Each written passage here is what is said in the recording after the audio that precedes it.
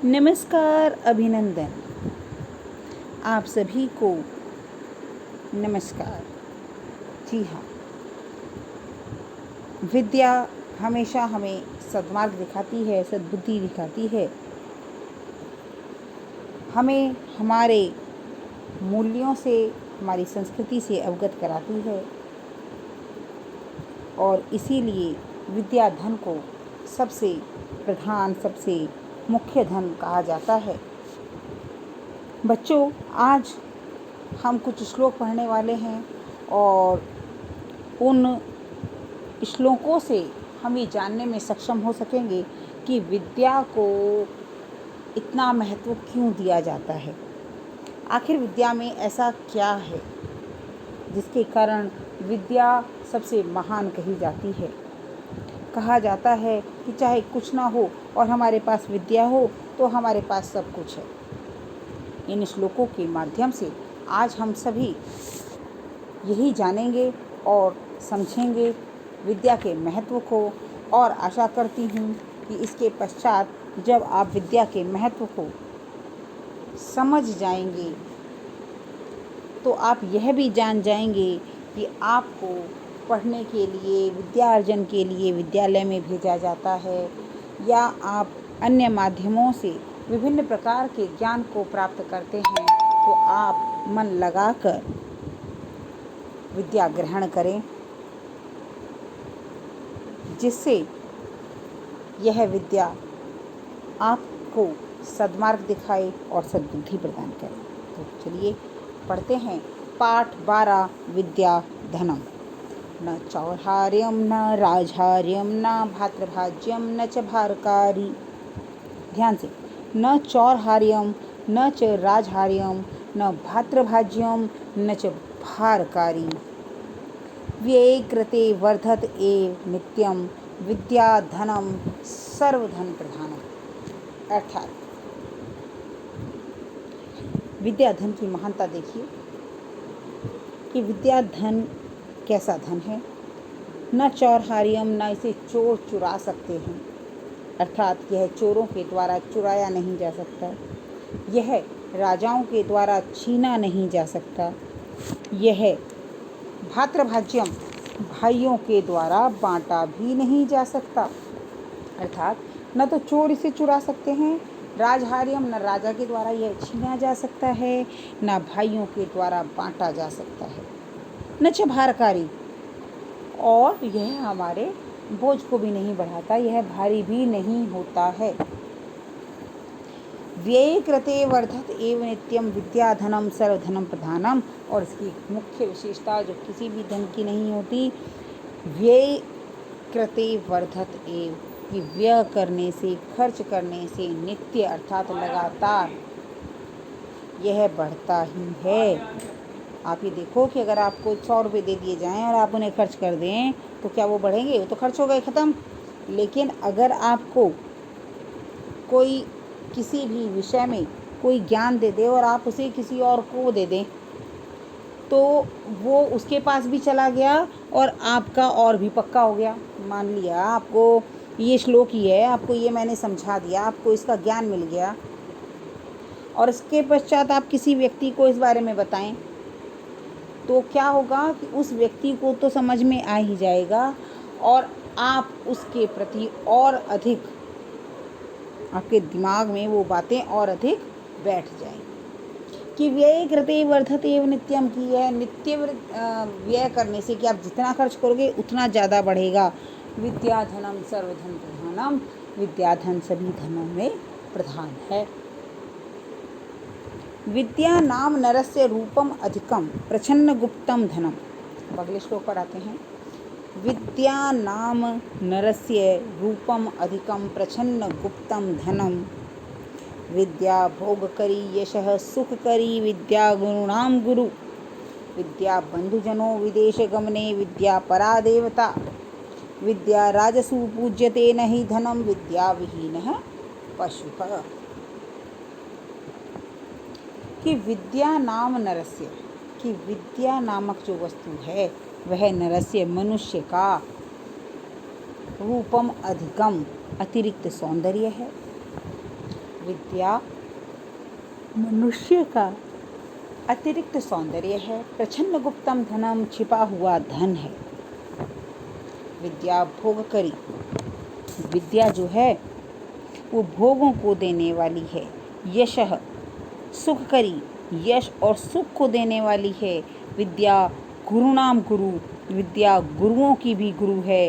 विदेश विद्या बंधुजनों, विदेश गमने की, विदेश जाने पर, विदेश गमने विदेश जाने पर या कहीं बाहर जाने पर, विद्या बंधुजनों, विद्या भाई के समान है। विद्या परा देवता, विद्या ही सबसे बड़ी देवी है। राजाओं के यहाँ विद्या पूजी जाती है। धनम विद्या विहीन है पशुः, कि विद्या से विहीन व्यक्ति पशु के समान है। विद्या राजसु पूज्यते न ही धनम, कि राजाओं में भी विद्या की पूजा होती है, धन की नहीं। विद्या से विहीन मनुष्य पशु के समान है। कहने का तात्पर्य यह है कि विद्या ही सब प्रकार की वस्तुओं को, हमारी इच्छाओं को, सफलताओं को प्राप्त कराने वाली है। केयूरा न विभूष्यन्ति पुरुषम हारा न चंद्रोज्ज्वला, न स्नानम न विलेपनम न कुसुमम न अलंकृता मूर्धजा, वाण्येका समलंकरोति पुरुषम या संस्कृता धार्यते। अभी हमने ऊपर वाले श्लोक में बड़ा ही सुंदर वर्णन विद्या का सुना और पढ़ा कि किस प्रकार से विद्या हमें क्या क्या दिलाने वाली है, विद्या से हमें क्या क्या मिलता है, इस सब के बारे में हमने जाना। अब हम बताते हैं आगे विद्या के कुछ और गुण। केयूराः न विभूष्यन्ति पुरुषम, पुरुष व्यक्ति मनुष्य, न विभूष्यन्ति नहीं सजाते। केयूरा, केयूर कहते हैं जो हम हाथों पर बांधने वाला हमारा बाजूबंद होता है, एक आभूषण होता है जो हाथों पर कोहनी से ऊपर बांधा जाता है, उसे केयूरा कहते हैं। केयूरा न विभूष्यन्ति पुरुषम, की एक पुरुष को बाजूबंद नहीं सजाते हैं। न चंद्रोज्ज्वला हारम, अर्थात न चांद के समान उज्ज्वल सफ़ेद हार। न स्नानम न विलेपनम, ना तो नहाना धोना और ना ही लेप लगाना, जैसे वो फेस पैक वगैरह नहीं लगाते हैं वो चीज़। न कुसुमम न अलंकृता मूर्धजा, न फूल और ना ही संवारे गए बाल।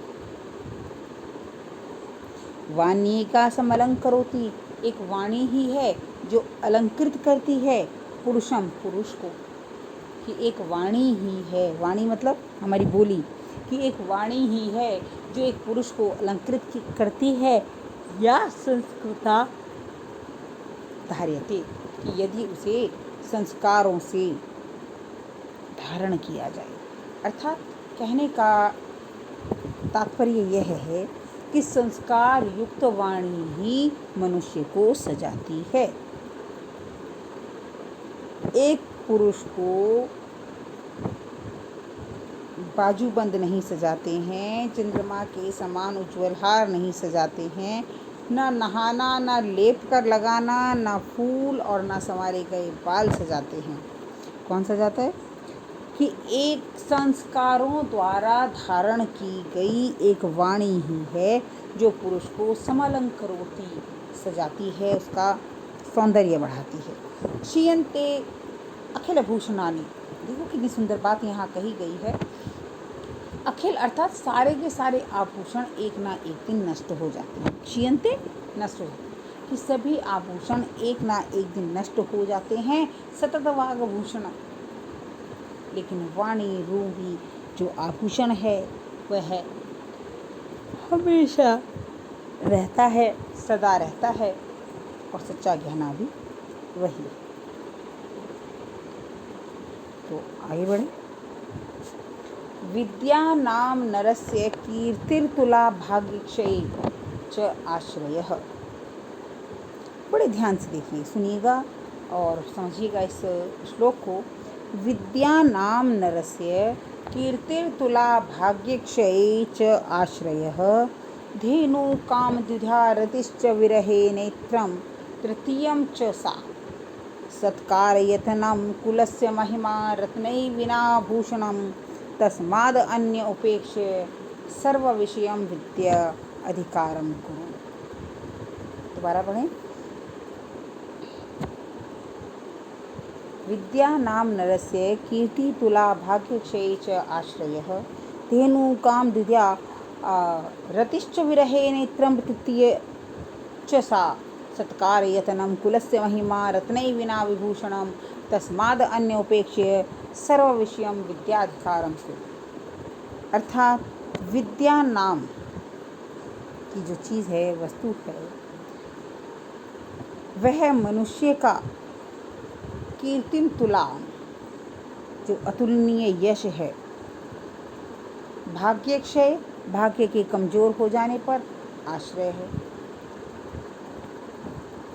धेनु कामधुजा और कामधेनु गाय के समान इच्छाओं को समान है। देखो इसका अर्थ सिर्फ यही हुआ, कामधेनु गाय के समान है। लेकिन कामधेनु गाय कौन थी कि कामधेनु एक गाय जो थी वो उसके सामने जो भी इच्छा रखी जाती थी वह पूर्ण हो जाती थी। तो ऐसे ही विद्या है कि तुम्हारे पास अगर नॉलेज है, आप लोगों ने अगर किसी भी सब्जेक्ट की नॉलेज ले लिया और आपकी इच्छा है कि मेरे 100 में से 100 नंबर आ जाएं, तो आ जाएंगे, नो मैटर।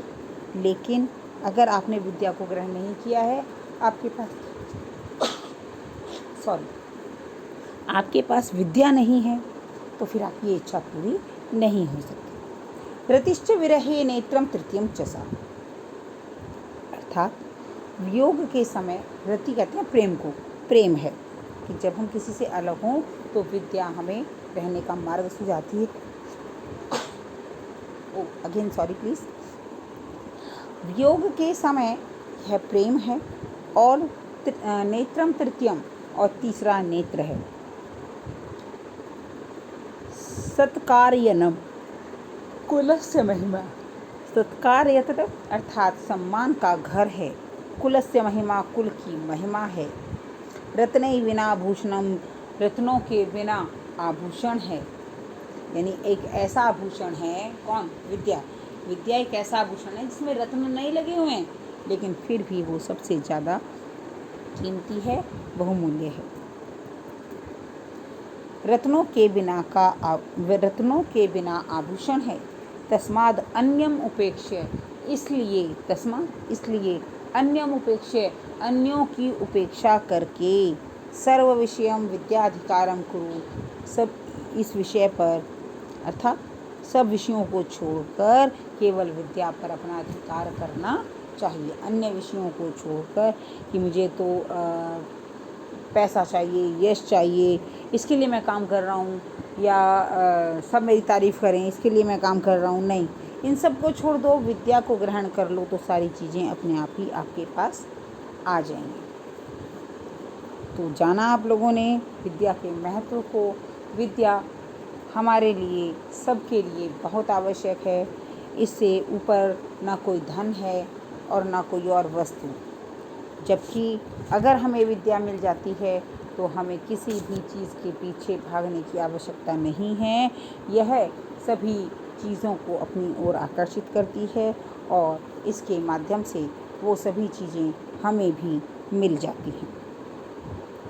इस प्रकार हम कह सकते हैं कि विद्या धन सभी धनों में श्रेष्ठ है और हमें पूर्ण यत्न और प्रयत्न के द्वारा विद्या को ग्रहण करना चाहिए और अपने लक्ष्य भेदन में विद्या को ही अपना अस्त्र बनाना चाहिए, शस्त्र बनाना चाहिए। और विद्या के साथ जब हम आगे बढ़ते हैं तो बाकी सारी चीज़ें हमारे पीछे पीछे अपने आप आने लगती हैं। इसलिए प्यारे बच्चों, सिर्फ यही कहना चाहूँगी कि आप सभी किसी के कहने से नहीं, बल्कि अपने आप सोच समझकर इस बात का निर्णय लें कि विद्या आप लोगों के लिए कितनी आवश्यक है और क्यों आपके पिता माता आपके गुरुजन आपके पीछे रहते हैं कि आप विद्या ग्रहण करें। आज के लिए इतना ही। धन्यवाद।